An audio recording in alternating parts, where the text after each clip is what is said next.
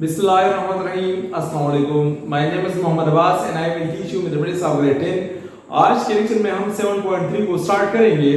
इससे पहले अगर आप लोगों ने मेरे चैनल को सब्सक्राइब नहीं किया है या आप मेरे चैनल पे नए हैं तो please subscribe to my channel ताकि आपको नई आने वाली वीडियोस की नोटिफिकेशन टाइम पे मिल सके।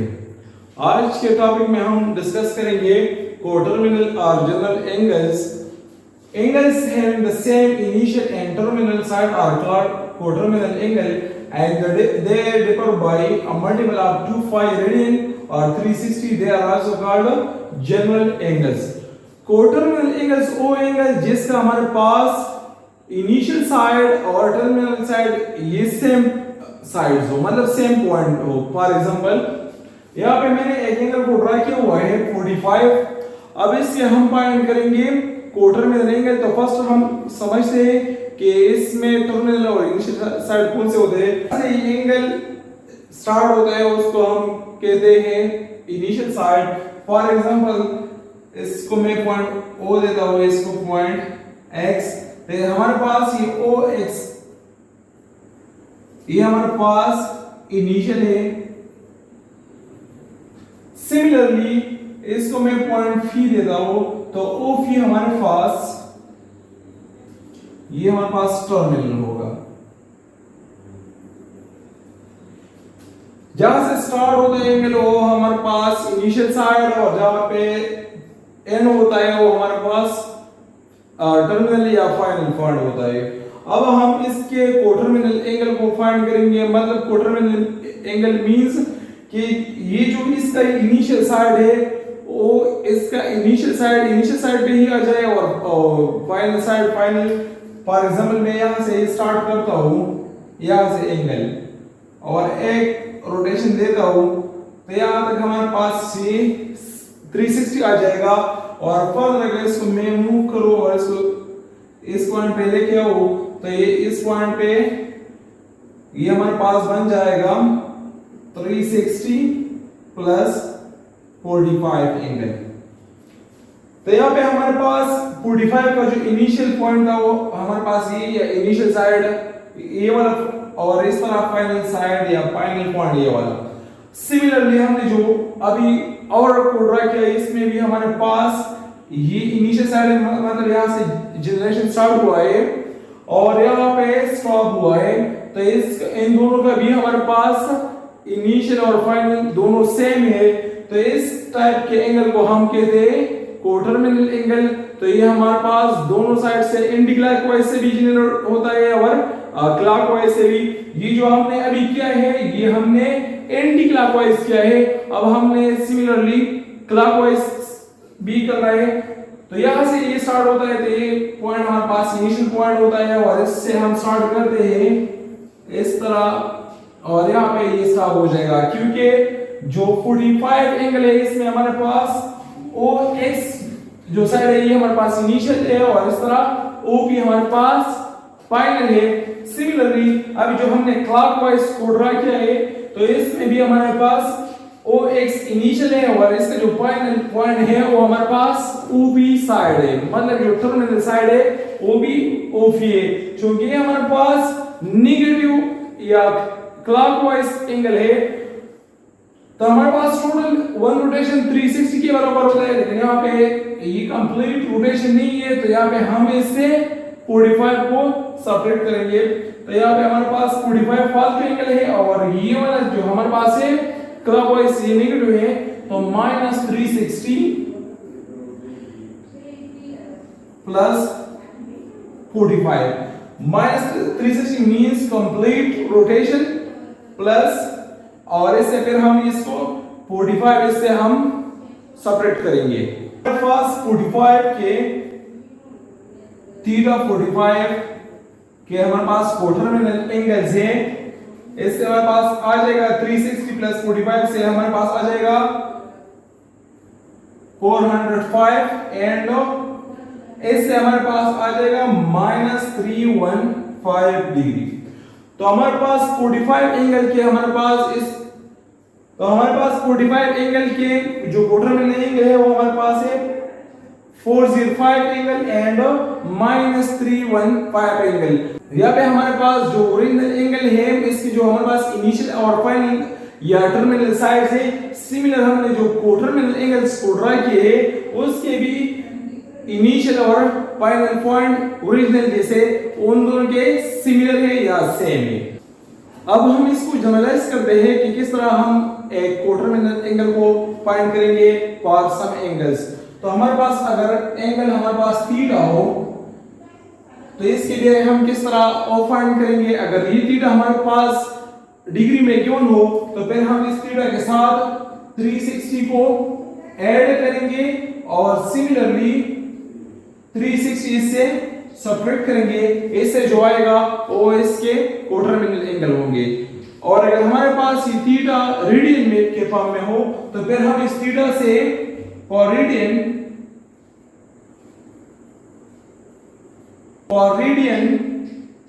थीटा के साथ हम 2 फाई को ऐड करेंगे और सिमिलरली थीटा से हम 2 फाई को सब्ट्रैक्ट भी करेंगे।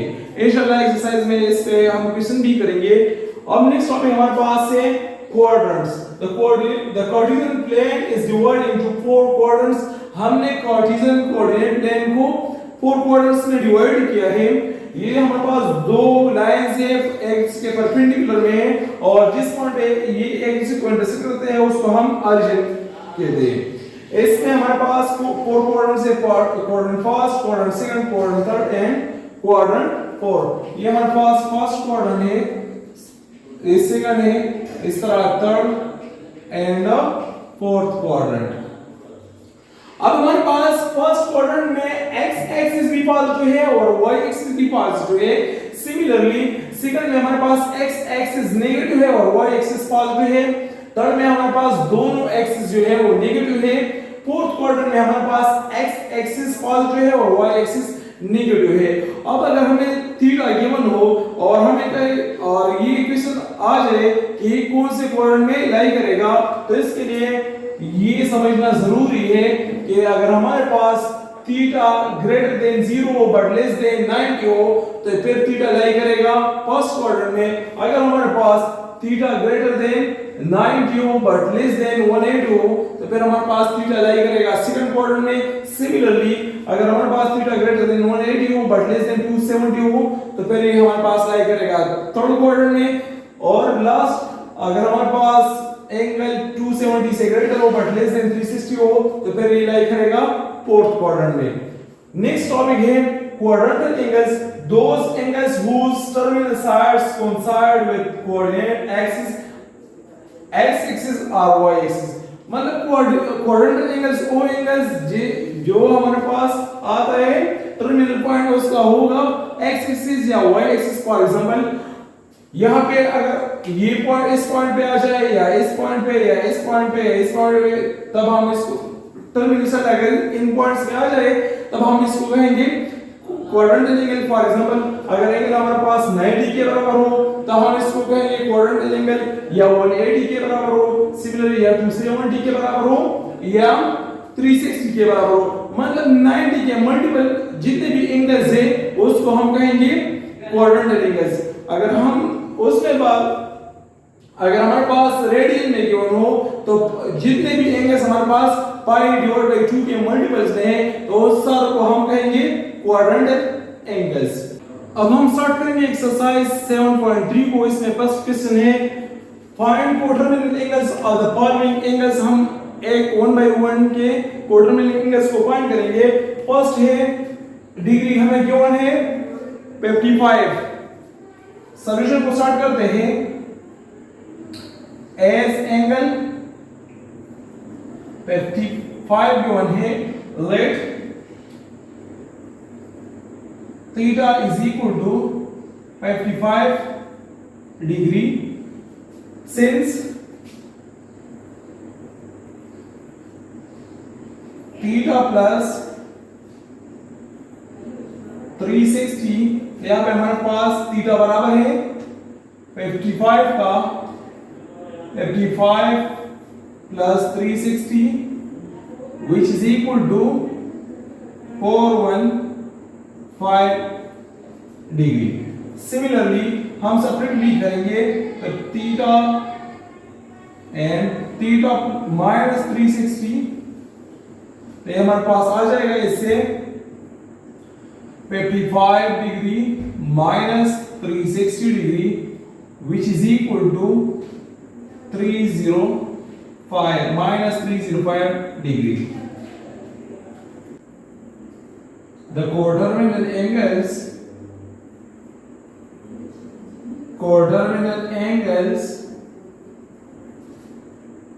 of 55 degree are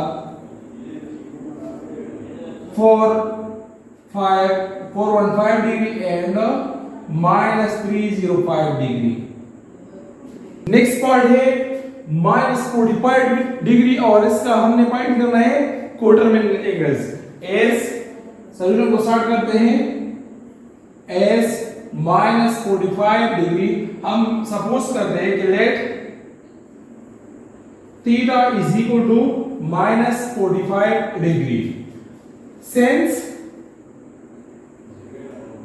theta plus 360 degree, तो हमारे पास थीटा यहाँ पे बराबर है -45 का, -45 plus 360 degree which is equal to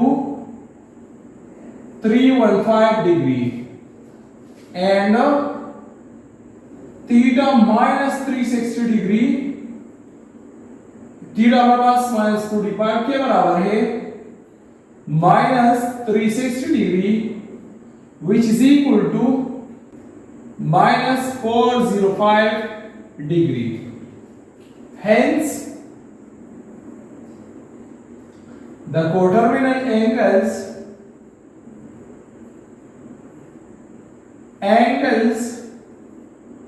of -45 degree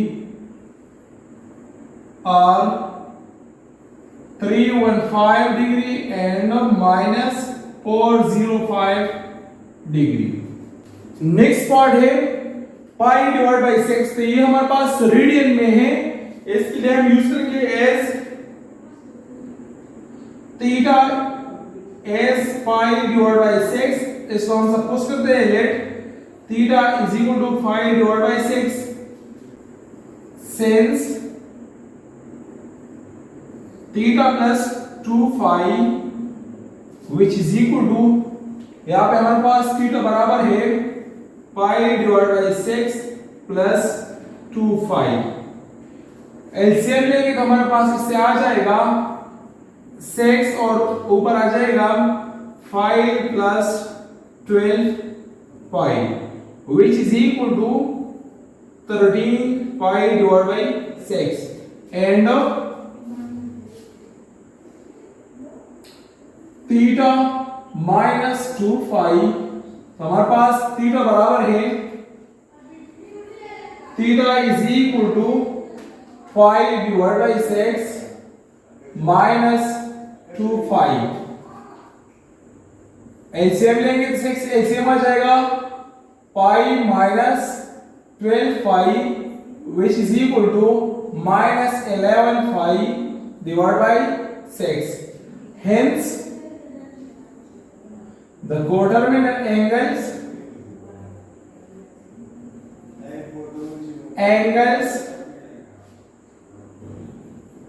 of pi divided by 6 are 13 pi divided by 6 and -11 pi divided by 6. Next part हमारे पास है find the coterminal angle of -35 divided by 4. Solution को start करते हैं. s -3 divided by 4 इसको हम suppose करेंगे तो let theta is equal to -3 divided by 4. Since theta plus 2 pi, theta हमारे पास बराबर है -3 डिवाइड बाय 4 प्लस 2 पाई. इसका हम एलसीएम लेंगे तो हमारे पास इसका एलसीएम आ जाएगा 4 -3 plus 8 which is equal to pi divided by 4. Similarly, and theta minus 2 phi, तो इसमें हमारे पास थीटा बराबर है minus 3 pi divide by 4 minus 2 पाई। अब हम इसका एलसीएम लेंगे तो इसका एलसीएम हमारे पास आ जाएगा 4, तो यहाँ पे माइनस 3 पाई माइनस 8 पाई, इससे हमारे पास आ जाएगा minus 11 pi divide by 4। Hence, the coterminal angles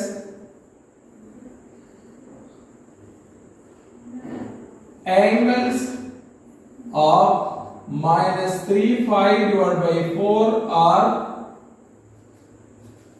एक हमारे पास है 5 phi divided by 4 and minus 11 phi divided by 4. Next question हमारे पास है state the coordinate in which the following angles lies. अब हमने ये बताना है कि जो गिवन एंगल्स है ये कौन-कौन से कोऑर्डिनेट में लाई करता है। फर्स्ट हमारे पास है 8 phi divided by 5 as 8 phi divided by 5 when theta is greater than 3 phi divided by 2 but less than 2 phi, then theta lies in fourth quadrant. यहाँ पे हमें गिवन है 8 phi divided by 5, अगर इसको हम पॉइंट में कन्वर्ट करें तो इससे आ जाएगा 1.6 pi which lies in quadrant 4. Therefore 8 phi divided by 5 lies in fourth quadrant.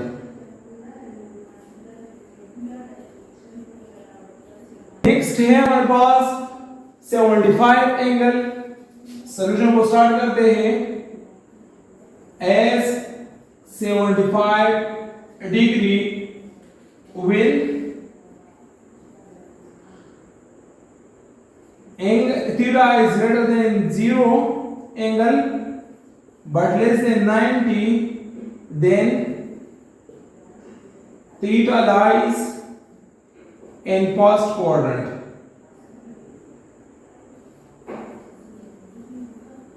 First quadrant. Therefore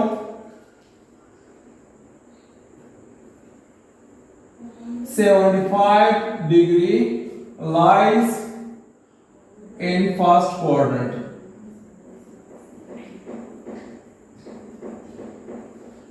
next हमारे पास है -818 डिग्री। तो इसको हम लिख सकते हैं क्योंकि इसमें 2 कंप्लीट रोटेशन है। सॉल्यूशन को स्टार्ट करते हैं। एस -818 डिग्री, तो इसको हम लिख सकते हैं -360 -98 डिग्री।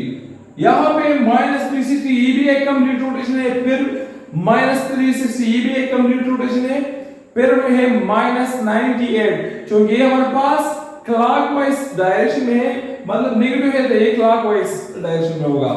यहां पे ये हमारे पास -98 है तो ये हमारे पास क्लॉकवाइज में होगा। फॉर एग्जांपल यहां पे हमारे पास xy कोऑर्डिनेट है तो यहां पे ये इस साइड से स्टार्ट होगा, मतलब ये हमारे पास आएगा थर्ड क्वाड्रेंट में।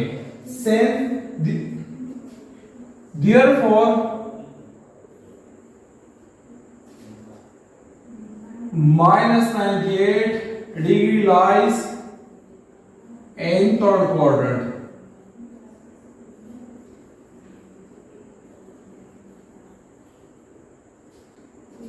नेक्स्ट पार्ट है -5 divide by 4।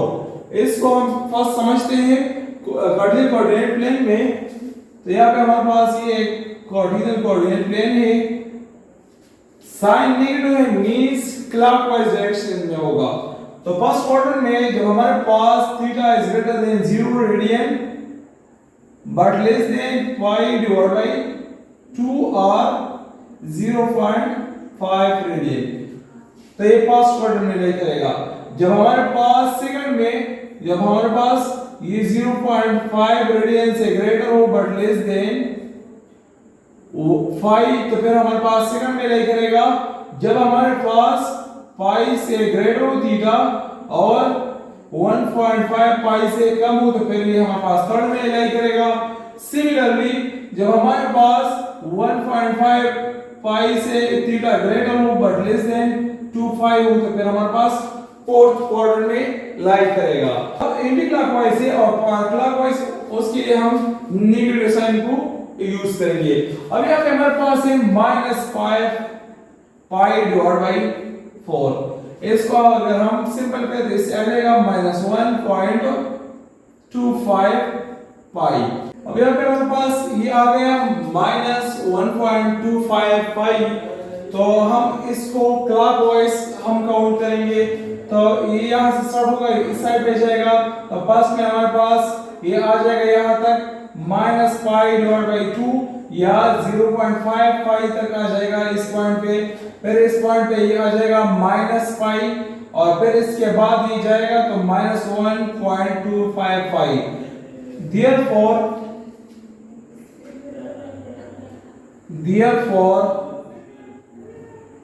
-pi divided by 4 lies in second quadrant।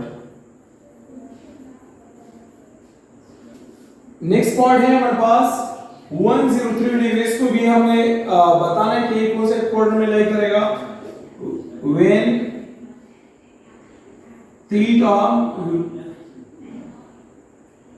when theta is greater than 90 but less than 180 degree, then theta lies in second quadrant। Therefore 103 angle lies in second quadrant।